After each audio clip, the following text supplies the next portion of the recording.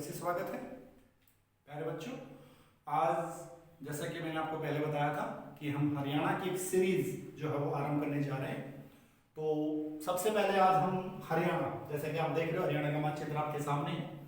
ठीक है, मानचित्र इसलिए बना दिया गया है ताकि आपको समझने में आसानी रहेगी। तो ज़्यादा समय ना लेते हुए हम आज एक हरियाणा का जो परिचय है वो आपके सामने पेश करेंगे। उम्मीद करता हूं कि आप अंत तक हमारे साथ बने रहेंगे ताकि आपको ये वीडियो आसानी से समझ में आ जाए।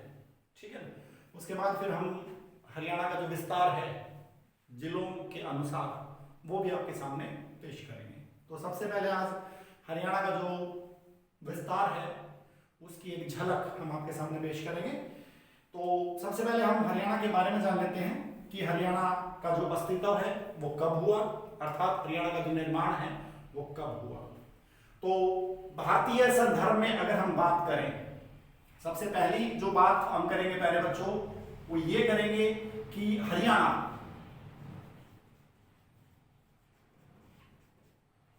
भारत का उत्तर पश्चिम राज्य है।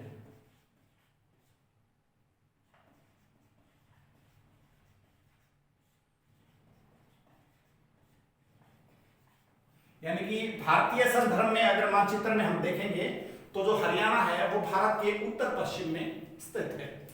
तो उत्तर पश्चिम में स्थित है तो बहुत बार पेपर के अंदर जो प्रश्न आते हैं बच्चों वो आते हैं कि भाई हरियाणा की जो दिशाएं हैं उसका संदर्भ क्या है, दिशाएं कितनी होती हैं, ये जानकारी आप लोगों को होनी चाहिए। मैंने अपनी कक्षा भूगोल की 12वीं की जो कक्षा भूगोल थी उसमें भी इस बारे में विस्तार से बताया था। मैं मोटा सा आपको यहां पर भी बता देना चाहूंगा।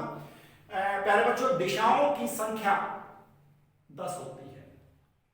वैसे दिशाएं 16 होती हैं अगर आप भूगोल के अंदर चले जाएंगे, और आमतौर पर जो दिशाओं की संख्या है वो 10 मानी गई है, लेकिन वर्णन जो है वो हम 8 दिशाओं का करेंगे। बहुत से बच्चे सोच रहे हैं कि दिशाएं केवल 4 होती हैं। तो बच्चों, जब हम मानचित्र पर इस प्रकार बैठ जाते हैं, ये नियम आप किसी भी मानचित्र पर अपना सकते हैं। बहुत बार मैं अपने बच्चों को जो मेरे से पढ़ चुके हैं उनको मैं बता चुका हूं, आज फिर मैं यहां बताना चाहता हूं। जब आप इस प्रकार से मानचित्र की तरफ बैठ जाते हो तो आपका जो राइट हैंड है वो हमेशा पूर्व की तरफ रहेगा, ये पूर्व का हिस्सा कहलाएगा। आपका जो लेफ्ट हैंड है वो पश्चिम कहलाएगा, आपका जो सिर है वो उत्तर कहलाएगा,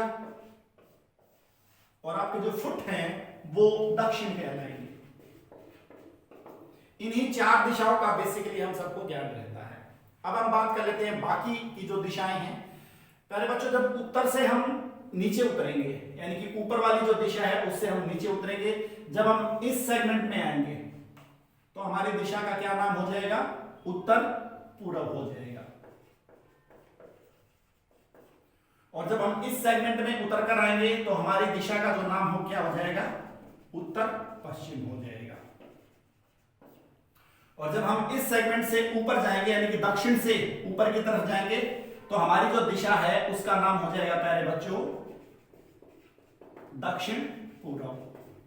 और हम जब इस प्रकार से जाने की कोशिश करेंगे दक्षिण से पश्चिम की तरफ, तो हमारी दिशा का क्या नाम हो जाएगा प्यारे बच्चों, दक्षिण पश्चिम हो जाएगा।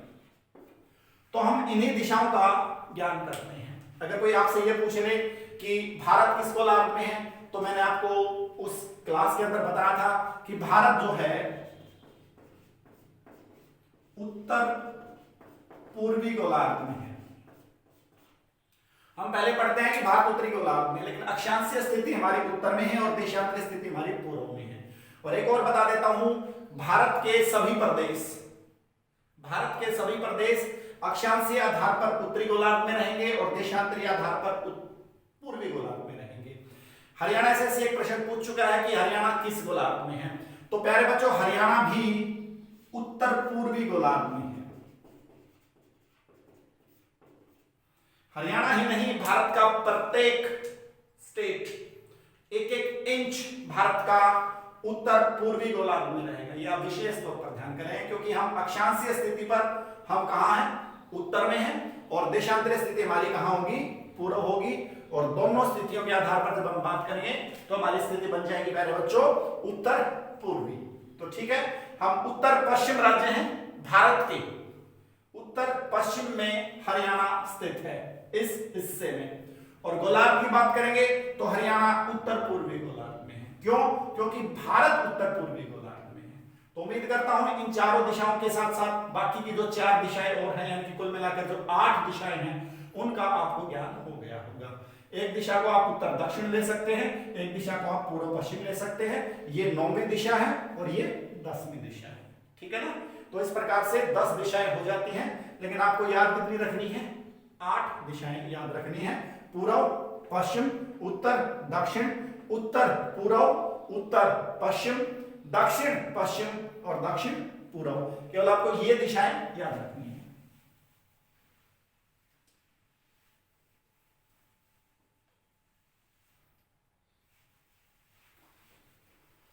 पहले बच्चों हम बात कर लेते हैं हरियाणा का जो निर्माण है वो कब हुआ। हरियाणा के निर्माण की बात करते हैं तो केवल मैं आपको सिर्फ तारीख बताऊंगा, विस्तार से नहीं बताऊंगा, क्योंकि आज हम केवल हरियाणा के विस्तार की एक झलक देख रहे हैं, जिसमें मैं आपको हरियाणा का जो बेसिक है वो बताने जा रहा हूं। उसके बाद फिर हम जिस टॉपिक को लेकर चलेंगे उसको विस्तार से बताएंगे। गठन के ऊपर भी एक पूरा टॉपिक आएगा, सभी समितियां, किन किन का योगदान रहा, क्या क्या टाइमिंग रही, सब कुछ उसके अंदर आएगा। तो सबसे पहले हम जान लेते हैं हरियाणा 1 नवंबर 1966 को 18वें संशोधन के तहत, ध्यान करेंगे मैंने क्या लिखा है, 18वां संशोधन। क्यों? क्योंकि ज्यादातर किताबों में 17वां लिखा हुआ, जो कि गलत है। 1966 में 18वां संशोधन पास हुआ था, जिसके तहत 1 नवंबर 1966 को 18वां संशोधन इसके लिए तैयार किया गया, जो पास हुआ। 17वां जो है वो गलत दिया गया किताबों में, तो आप 18वां मानकर चलेंगे। 1 नवंबर 1966 को 18वें संशोधन के अनुसार हरियाणा जो है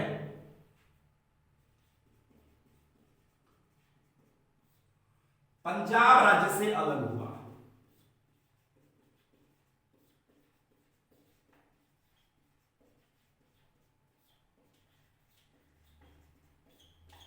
ठीक है, हरियाणा जो है वो पंजाब राज्य से अलग हुआ और हम 17वें राज्य के तौर पर, कौन से 17वें राज्य के रूप में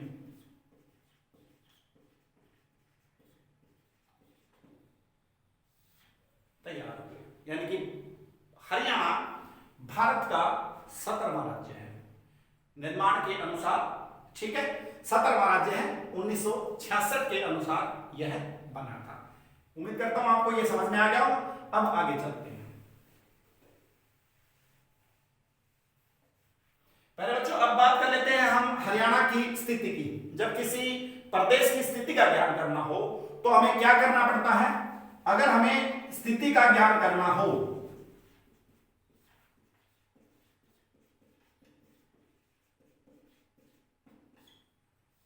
तो हमें एक आधार तो लेना पड़ता है प्यारे बच्चों, अक्षांश, और एक आधार लेना पड़ता है देशांतर। किसी स्थान की जो स्थिति है वो जानने के लिए हमें क्या करना पड़ता है? अक्षांश रेखाओं का ज्ञान करना पड़ता है। और किसी स्थान के समय की जानकारी हमें लेनी हो तो हमें क्या करना पड़ता है? हमें देशांतर रेखाओं का ज्ञान करना पड़ता है। तो अब हम यहां पर बात करेंगे अक्षांश रेखाओं की।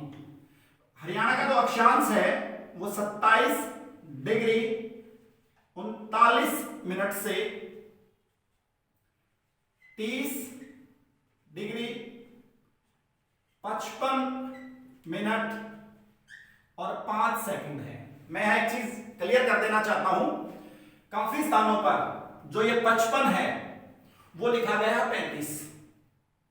विकिपीडिया पर भी आप जाकर देखोगे तो 30 डिग्री 35 मिनट दिया गया है, लेकिन जो सही है वो 30 डिग्री 55 मिनट 5 सेकंड है, क्योंकि यह प्रश्न शुरुआती दौर में हरियाणा एसएससी द्वारा पूछा जा चुका है और हरियाणा एसएससी ने इस सवाल को इस अनुसार सही माना था। तो इस जो चीज पर आप विशेष तौर पर ध्यान देंगे, बहुत से स्थानों पर 30 डिग्री 35 दिया गया है। एक चीज मैं और आपको समझाना चाहूं, जो 0 के अनुसार ये चीज हमें दिखाई दे रही है, इसे हम क्या नाम देते हैं? डिग्री। ये डिग्री का सिंबल होता है, ये वाला जो संख्या के ऊपर आया हुआ है। ये वाला जो सिंबल होता है ये मिनट का होता है, और ये वाला जो सिंबल होता है ये वाला, ये सेकंड का सिंबल होता है, जिस भी चीज के ऊपर ये दर्शा दिया जाए। ठीक है, भूगोल के अंदर आप इसको विशेष तौर पर ध्यान करेंगे तो 27 डिग्री 39 मिनट से 30 डिग्री 55 मिनट 5 सेकंड हमारा क्या है? अक्षांश है। और मैंने आपको बताया था प्यारे बच्चों, अक्षांश स्थिति पर हम कहां पर खड़े हैं? उत्तर में खड़े हैं, तो हमारा क्या कहलाएगा? उत्तरी अक्षांश कहलाएगा। ठीक है, हमारा क्या कहलाएगा? उत्तरी अक्षांश। अब एक चीज और मैं यहां क्लियर कर देना चाहता हूं कि जैसे कि भारत के बारे में मैंने आपको अपनी क्लास के अंदर बताया था कि भारत का अक्षांशीय विस्तार भी 30 डिग्री है और भारत का देशांतरीय विस्तार भी 30 डिग्री है। तो उसी अनुसार हम हरियाणा का अक्षांशीय और देशांतरीय विस्तार भी चेक करेंगे। अब 30 डिग्री 55 मिनट में से 27 डिग्री 39 मिनट घटा देंगे तो क्या आएगा प्यारे बच्चों? 3 डिग्री 16 मिनट, 3 डिग्री 16 मिनट और 5 सेकंड। तो लगभग कितना? 3 डिग्री। ये अंतर है। भारत का अक्षांशीय जो अंतर है वो लगभग 30 है, हरियाणा का जो अक्षांशीय अंतर है वो लगभग 3 है। एक्चुअल क्या है? 3 डिग्री 16 मिनट और 5 सेकंड आप इसमें इंक्लूड कर लेंगे और लगभग आपका आंसर क्या बनेगा? 3 डिग्री अंतर बन जाएगा।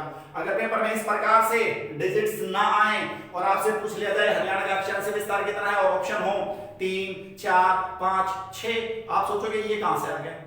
हमने तो 27 से 30 पढ़ा है, तो 3 डिग्री हो जाएगा। समझ में आया?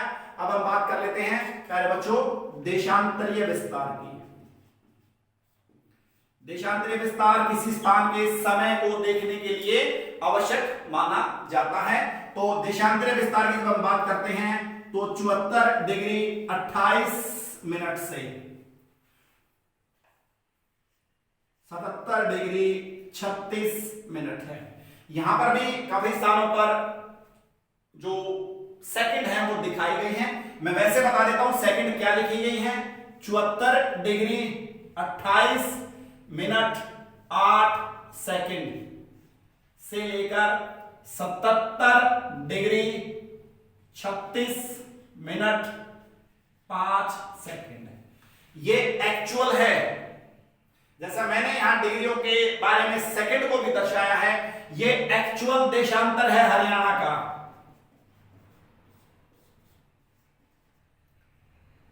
देशांतरीय विस्तार किसका? हरियाणा का। ये एक्चुअल है मेरे बच्चों। 74 डिग्री 28 मिनट 8 सेकंड से लेकर 77 डिग्री 36 मिनट 5 सेकंड एक्चुअल है। ये मैंने यहां ऐसे लिखा है क्योंकि ज्यादातर स्थानों पर ये आता है और ज्यादातर स्थानों पर ये 5 नहीं आता है, लेकिन आ जाए तो आपको ध्यान करना है 55 की जगह बहुत से स्थानों पर 35 भी आया हुआ है, लेकिन हरियाणा ऐसे इसको सही माना है। तो आप ये मान के चलेंगे 74 डिग्री 28 मिनट 8 सेकंड से 77 डिग्री 36 मिनट 5 सेकंड हरियाणा का देशांतरीय विस्तार है। और हरियाणा कौन से देशांतरीय विस्तार पर खड़ा है प्यारे बच्चों? पूर्वी देशांतरीय क्या है हमारा? पूर्वी देशांतर। क्या है बच्चों? पूर्वी देशांतर। और ये उत्तरी अक्षांश। और इन दोनों का भी अगर हम मोटा मोटा अंतर निकालेंगे तो अंतर निकल के आएगा प्यारे बच्चों 3 डिग्री 8 मिनट। ये विशेष तौर पर आपको ध्यान रखना है 3 डिग्री 8 मिनट। और इस आधार पर अगर आप निकालना चाहोगे तो 3 डिग्री 8 मिनट और 3 सेकंड पूरा आ जाए तो पूरे को इस प्रकार से घटा देंगे और इस प्रकार आ जाए तो इस प्रकार घटा देंगे। तो इसको भी अगर आप ध्यान से करोगे तो देशांतरीय अंतर कितना आ गया मेरे बच्चों? 3 डिग्री आ गया। हरियाणा का अक्षांशीय अंतर और देशांतरीय अंतर दोनों कितना है? 3 डिग्री माना गया है। तो ये आप विशेष तौर पर ध्यान करेंगे, ये हरियाणा की स्थिति है। ठीक है, इसको मैं साफ कर देता हूं, फिर आगे चलते हैं।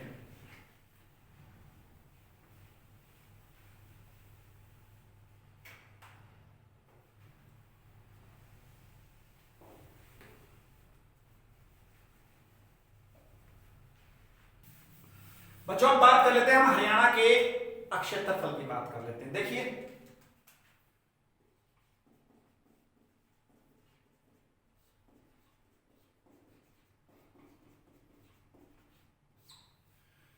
जब बात हम हरियाणा के क्षेत्रफल की करते हैं तो हरियाणा का जो क्षेत्रफल है वो 44,212 वर्ग किलोमीटर है। कितना है? 44,212 वर्ग किलोमीटर, पहली चीज। दूसरी, भारत के क्षेत्रफल का 1.34% है हरियाणा। ठीक है, ये भी आप ध्यान करेंगे। तीसरी, भारत का 21वां बड़ा राज्य है।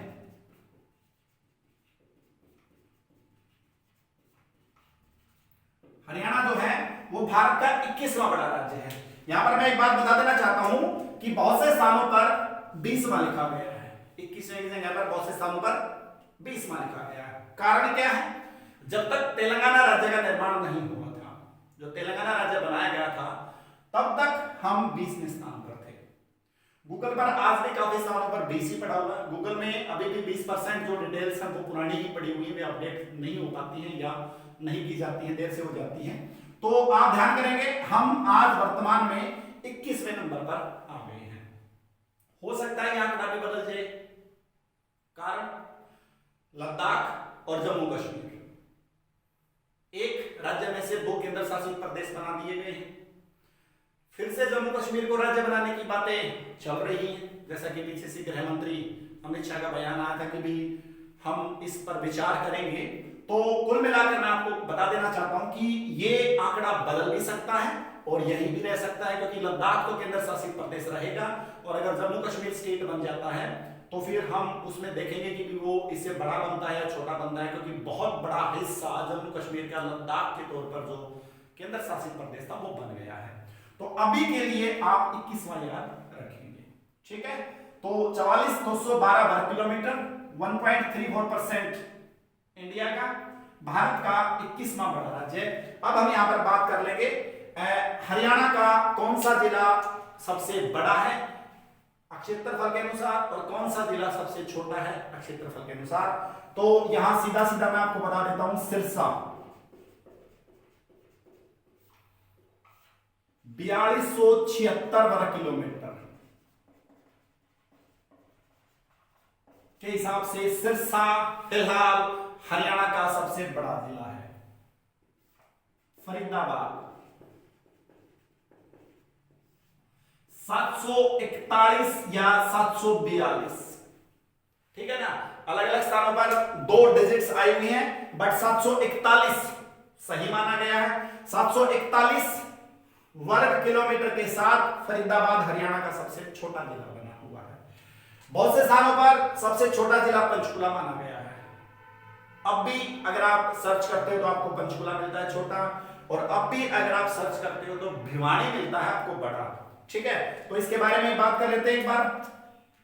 भिवानी पहले 4778 वर्ग किलोमीटर था, पंचकुला 898 वर्ग किलोमीटर था। तो पहले ये बड़ा था और ये छोटा था, लेकिन भिवानी में से चरखी दादरी का निर्माण कर दिया गया, और चरखी दादरी का निर्माण करने की वजह से भिवानी सिरसा से छोटा हो जाता है। ठीक है, तो इस लिहाज से वर्तमान समय में सिरसा हरियाणा का सबसे बड़ा जिला बन गया है। और फरीदाबाद में से जब पलवल बना दिया गया तो फरीदाबाद का जो क्षेत्रफल है वो 741 पॉइंट समथिंग 741.4 है लगभग, वो रह गया। तो फरीदाबाद सबसे छोटा जिला बन गया, पंचकुला नहीं रहा है। तो इस चीज में आप ध्यान करेंगे, नेट पर सबसे बड़ा जिला हरियाणा का लिखते हो तो ये निकल कर आता है। सबसे छोटा लिखते हो तो ये निकल कर आता है, लेकिन एक्चुअल में सबसे बड़ा ये बन गया है और सबसे छोटा ये बन गया है। तो आप इस अपडेट को लेकर चलेंगे, आगे चलते हैं।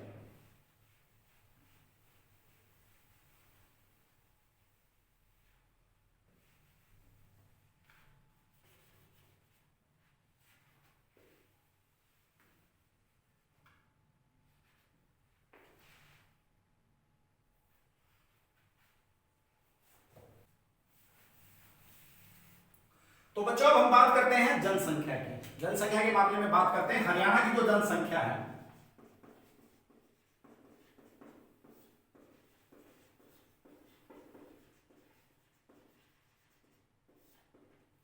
अगर वर्तमान में देखा जाए 2011 के अनुसार 2,53,51,462 वर्तमान में हरियाणा की जनसंख्या 2011 के अनुसार 2,53,51,462 है।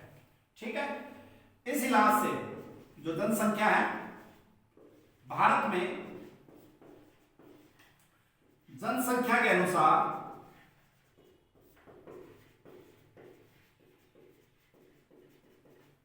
हरियाणा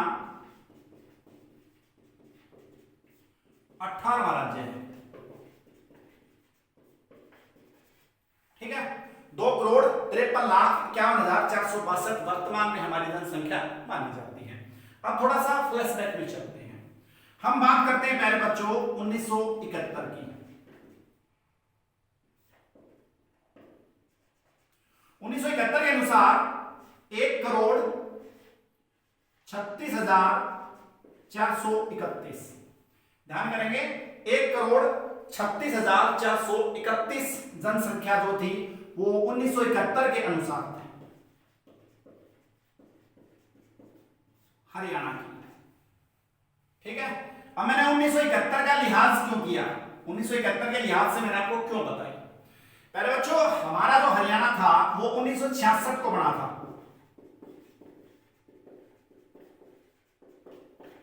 पेपर में यह प्रश्न आ चुका है कि हरियाणा की पहली जनगणना कब हुई थी। ये विशेष तौर पर आप ध्यान करेंगे, जो जनगणना है वो दशकीय जनगणना होती है हमारी। ठीक है, तो 66 में हम बने थे, तो हमारी जो पहली जनगणना थी हरियाणा की वो 1971 मानी जाती है। तो 1971 में जब हरियाणा की जनगणना हुई तब उस समय हमारे हरियाणा के अंदर जनसंख्या का आंकड़ा ये था, लगभग 1,36,000 की जो जनसंख्या है वो हरियाणा में थी।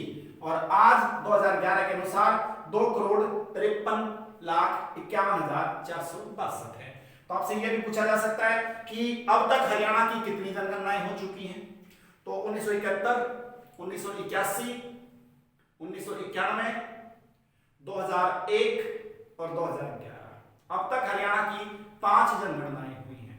2021 में हरियाणा की 6ठी जनगणना मानी जाएगी। एक और चीज मैं बता देता हूं, जनगणना होती है देश की, ठीक है, लेकिन उसमें स्टेट वाइज भी संख्याएं काउंट होती हैं। सबसे पहले तो स्टेट वाइज ही काउंट होंगी, तभी तो देश की जनगणना मानी जाएगी। अब भारत की जो जनगणना है, जब उसकी बात हम कर लेते हैं, एक छोटी सी चीज मैं आपको बता देना चाहता हूं। भारत की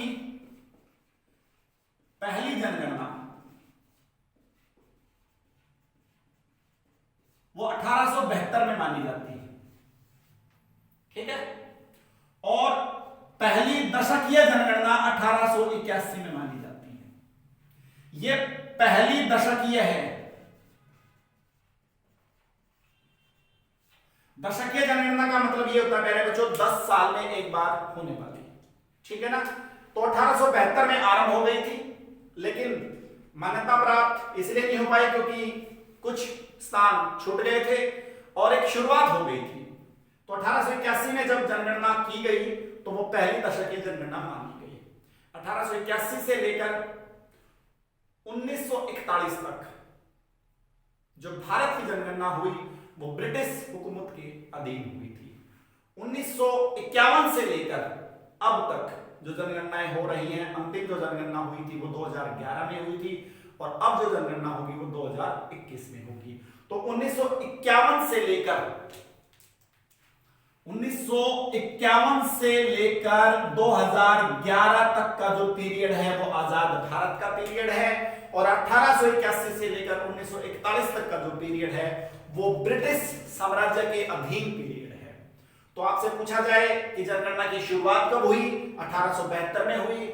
दशकीय जनगणना की शुरुआत कब हुई? 1881 में हुई। आजाद भारत की जनगणना की शुरुआत कब हुई? 1951 में हुई।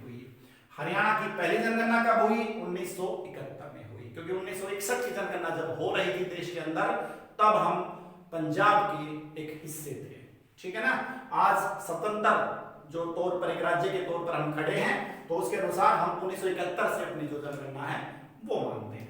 अब इसके बाद हम बात कर लेते हैं प्यारे बच्चों, हरियाणा के अंदर जो सबसे बड़ा जिला है जनसंख्या में और जो सबसे छोटा जिला है क्षेत्रफल में, हम उसकी बात अब करेंगे। तो देखिए, सबसे बड़ा जो जिला है यहां पर हम बात करेंगे फरीदाबाद की। फरीदाबाद इससे पहले एक बार फिर से नाम में आ चुका है। फरीदाबाद आया था सबसे छोटे जिले के तौर पर, और एक नाम मैं लेना चाहूंगा यहां पर पंचकुला का। पंचकुला का नाम भी आ चुका है, और जैसा कि मैंने पहले आपको बताया कि पंचकुला जो सबसे छोटे जिले के तौर पर माना जाता था, लेकिन सबसे छोटा जिला फरीदाबाद बन गया है। तो ये कुछ ऐसे मिले जुले नाम हैं जो बार बार आपके सामने दिखाई देते हैं। तो मैं आपको बता देता हूं, जो फरीदाबाद है उसकी जो जनसंख्या है वो लगभग 18,09,000 है, ठीक है ना। फरीदाबाद की जनसंख्या लगभग 18,09,000 के आसपास है, और पंचकुला की जो जनसंख्या है वो 5,61,000 के आसपास, ठीक है ना। 5,61,000 के आसपास है, और 5,61,293 है एग्जैक्ट। तो पंचकुला जो है वो सबसे छोटा जिला किस मामले में? जनसंख्या के मामले में है, और फरीदाबाद जो है वो सबसे बड़ा जिला है किस मामले में? जनसंख्या के मामले में। लगभग 18,09,000 की जो जनसंख्या है वो फरीदाबाद की मानी जाती है। डिस्क्रिप्शन बॉक्स में आप जाओगे तो आपको एग्जैक्ट मिल जाएगी, 18,09,733 है, ठीक है ना। डिस्क्रिप्शन बॉक्स में एग्जैक्ट लिखी हुई है, वैसे 18.9 मैंने यहां लिख दिए, 18 लाख, ठीक है। इसको मैं साफ करना चाहूंगा।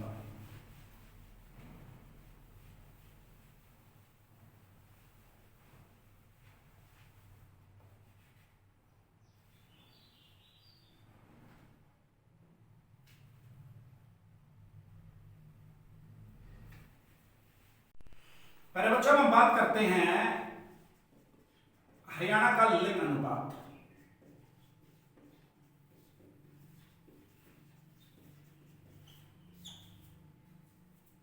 ठीक है, 2011 के अनुसार हरियाणा का जो लिंग अनुपात है वो 879 है। कई स्थानों पर 877 दिया गया है, लेकिन 879 है, ठीक है। और अगर वर्तमान की बात करें, वर्तमान में जो हरियाणा का लिंग अनुपात है वो बढ़कर 914 हो गया है। प्रति 1000 पुरुषों पर जो महिलाओं की संख्या होती है वो लिंग अनुपात होता है। हरियाणा के अंदर 1000 पुरुषों पर 879 महिलाएं हैं 2011 के अनुसार। वर्तमान में ये आंकड़ा बढ़कर 914 हो गया है, ठीक है। और पायदान की अगर हम बात करें, हरियाणा अंतिम पायदान पर है।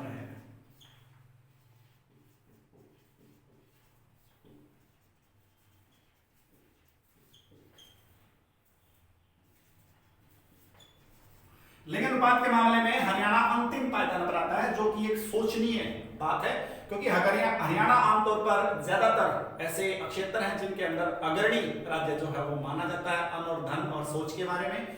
लेकिन फिलहाल हम यहाँ पर बात करेंगे तो हरियाणा जो है वो अंतिम पायदान पर बना हुआ है। लेकिन 879 से हम 914 पर आए हैं। उम्मीद करते हैं कि यह आंकड़ा 2021 में और बेहतरीन हो जाएगा, ठीक है। भारत की अगर हम बात करें, भारत का लिंग अनुपात पहले बच्चों को 943 है, ठीक है ना। अगर हम इस आंकड़े को भी 2021 में छू लेंगे तो एक बहुत बड़ी अचीवमेंट होगी। अब हम बात कर लेते हैं सबसे बेहतर जिले की।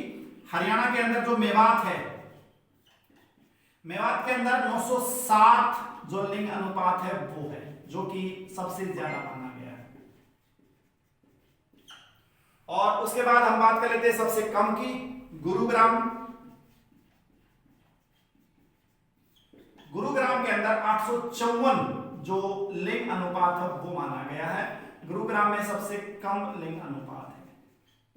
इसी के साथ साथ 854 के साथ साथ एक और हमारा जो जिला है सोनीपत 856, वो भी कम में ही है, ठीक है ना।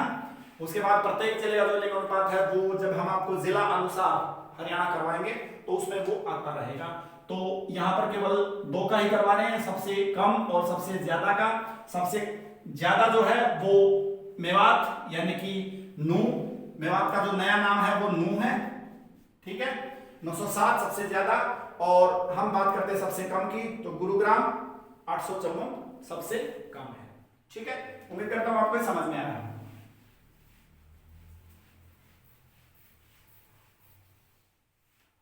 अब हम बात करते हैं पहले बच्चों हरियाणा के घनत्व की। घनत्व से मेरा मतलब जनसंख्या घनत्व। किसी भी क्षेत्र का घनत्व निकालने के लिए जनसंख्या बटे घनत्व। हरियाणा एसएससी ने यह सवाल पूछा था कि घनत्व निकालने का जो फॉर्मूला वो क्या है, जनसंख्या बटे घनत्व जो है वो जनसंख्या घनत्व निकालने का फॉर्मूला है। प्रति वर्ग किलोमीटर क्षेत्रफल पर रहने वाली जो जनसंख्या है उसको जनसंख्या घनत्व बोला जाता है। अब हम बात करते हैं हरियाणा की, तो 2011 के अनुसार हरियाणा का जो जनसंख्या घनत्व है वो 573 व्यक्ति है बच्चों। कितना है? 573 व्यक्ति है, ठीक है ना। और जनसंख्या घनत्व की अगर हम बात करें तो बच्चों हम 5वें स्थान पर हैं और हम 11वें स्थान पर हैं। तो बहुत से स्थानों पर हमारा स्थान 5वां दिखाया गया है और बहुत से स्थानों पर हमारा स्थान 11वां दिखाया गया है। अब बात यह है कि भाई 11वां है या 5वां है। तो देखो बच्चों, अगर हम राज्यों के अनुसार बात करें, राज्यों के अनुसार, तो हम 5वें पर आ जाते हैं। उदाहरण के तौर पर बिहार,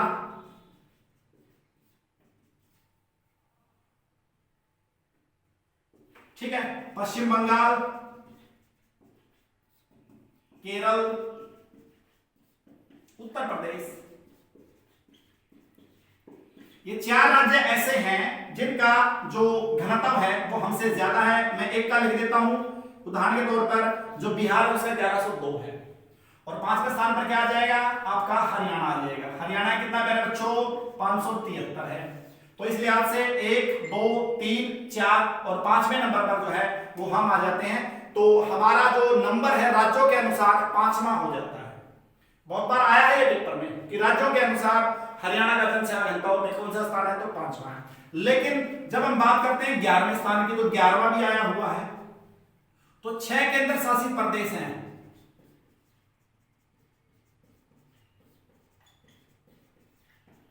जो इस मामले में हरियाणा से ज्यादा है। डिस्क्रिप्शन बॉक्स में जब आप जाओगे तो सबका मैंने लिख रखा है, उसके अंदर टाइप कर रखा है, तो आप वहां से प्रिंट आउट ले सकते हो। यहां पर मैं सबका नहीं लिख रहा हूं। तो 11वां स्थान है। तो 6 तो केंद्र शासित प्रदेश है प्यारे बच्चों और 4 राज्य हैं। कुल मिलाकर 10 यूनिट ऐसी हैं जो जनसंख्या घनत्व के मामले में हरियाणा से ज्यादा है। तो हमारा नंबर कौन सा आ जाता है? हमारा नंबर 11वां आ जाता है। दिक्कत जब आती है जब 5, 6, 7, 8 ऑप्शन हो, 11 पढ़ रखा हो तो 5 ही ठीक है। और जब 5, 6, 8, 11 ये भी आ जाए तो फिर 11 ठीक है। ठीक है, मैं इसलिए बता रहा हूं कि 5, 6, 7, 8 आ जाए तो हम 5 मानेंगे नहीं, क्योंकि हमने 11 पढ़ रखा है। तो इस लिहाज से हमारा 5वां है। तो राज्यों के अनुसार अगर देखा जाए तो हरियाणा का घनत्व 5वें स्थान पर खड़ा हो जाता है।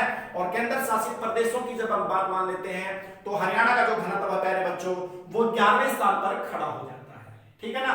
अब इस लिहाज से हम बात करेंगे सबसे ज्यादा घनत्व और सबसे कम घनत्व की बात करेंगे। सबसे ज्यादा घनत्व की बात करते हैं, देखो जनसंख्या बटे क्षेत्रफल की बात करते हैं। जहां जनसंख्या ज्यादा हो और क्षेत्रफल कम हो, ठीक है ना।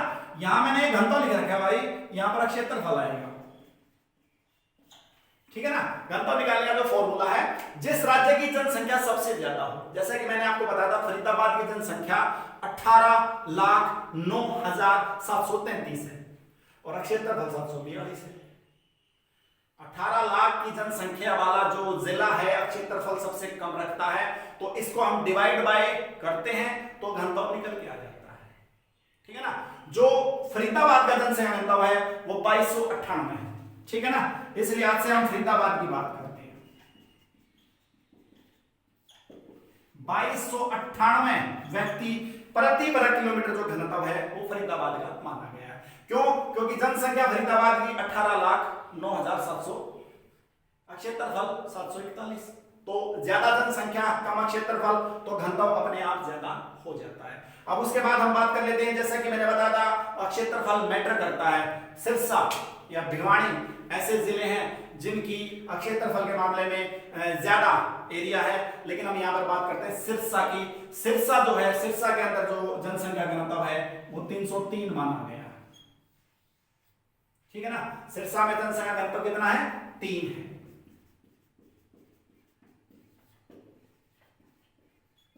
सबसे कम और सबसे ज्यादा। ठीक है, तो ये आप चेक कर लेंगे। मैं इसको साफ कर रहा हूं, उम्मीद करता हूं आपको समझ में आ गया होगा।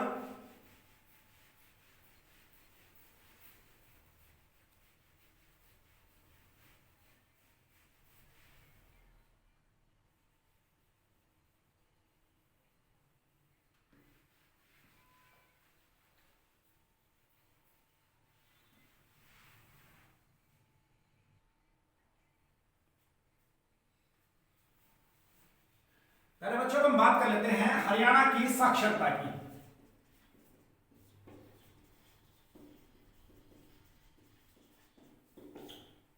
तो 2011 के अनुसार हरियाणा के अंदर 75.60 साक्षरता दर मानी जाती है 2011 के अनुसार। पहले बच्चों अगर हम 1966 की बात करें, जब हरियाणा बना था, तब 19.92% साक्षरता थी। 19.92% उस समय साक्षरता दर मानी गई थी। जब हम भारत की साक्षरता की बात करते हैं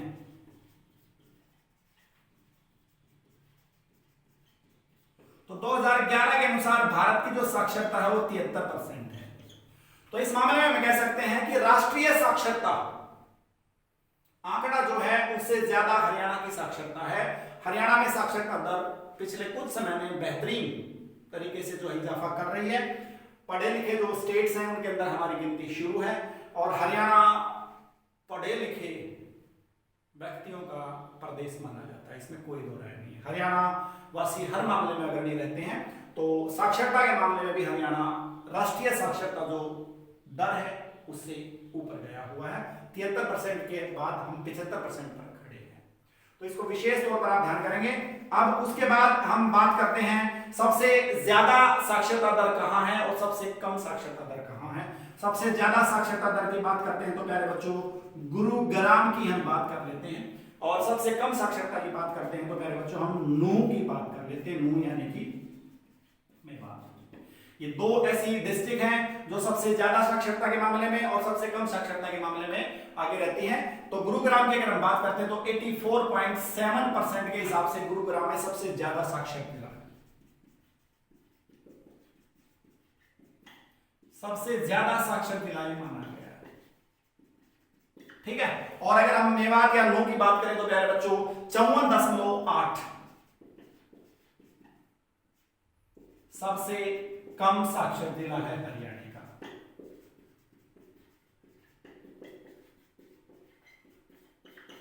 ठीक है ना। तो साक्षरता के लिहाज से हरियाणा जो है 75.60% जो माना गया है, और इस लिहाज से अगर हम टोटल ऑल ओवर इंडिया के अंदर भारत में हरियाणा 15वें स्थान पर आता है साक्षरता के मामले में।